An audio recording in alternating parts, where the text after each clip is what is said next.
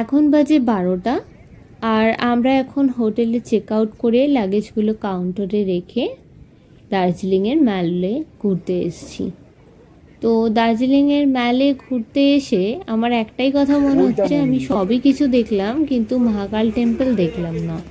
আর মহাকাল temple না দেখে চলে যাব তা কি করে হয়, আবার কবে আসবো তা তো জানি না।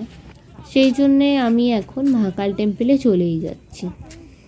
জানি অনেকটা সময়ের ব্যাপার, যদিও আমার কাছে সময় বেশি নেই, কারণ একটার সময় আমাদের গাড়ি আছে আর আমাকে সেইটুকু টাইমের মধ্যে পুরো হোটেল অবধি পৌঁছে যেতে হবে।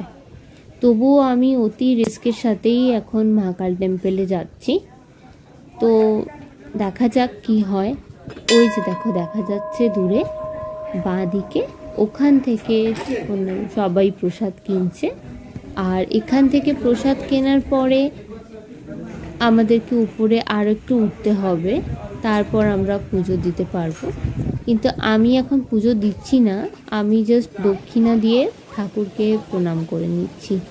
তার কারণ আমার কাছে সত্যিই একদম সময় নেই, সময়ের ভীষণই অভাব আছে আজকে। আবার যদি কখনো দার্জিলিংয়ে আসি তাহলে নিশ্চয়ই ভালো করে পুজো দিয়ে যাব। আর উপরে উঠতে উঠতে তো আমার জীবন শেষ হয়ে যাচ্ছে, এতটাই উঁচুতে। কিন্তু ফাইনালি আমি এন্ট্রি নিয়েই নিয়েছি। আর এখানে হচ্ছে প্রচণ্ড ভিড়, কিন্তু তার মধ্যেও আমি ঢুকে গেছি এই ভিড়ের মধ্যে। এখানে প্রচণ্ড ভিড়, তোমরা দেখতেই পাচ্ছ। এটা হলো মহাকাল টেম্পলের অ্যাকচুয়াল যে মন্দিরটা সেটা। আর মন্দিরে প্রণাম করে আমি এখন ফেরত যাচ্ছি। এখন মহাকাল টেম্পল থেকে নামছি। প্রচণ্ড কষ্ট হচ্ছে, ওঠার সময় তো বেশি কষ্ট হচ্ছে, একদম অভ্যস্ত নেই সেই কারণে।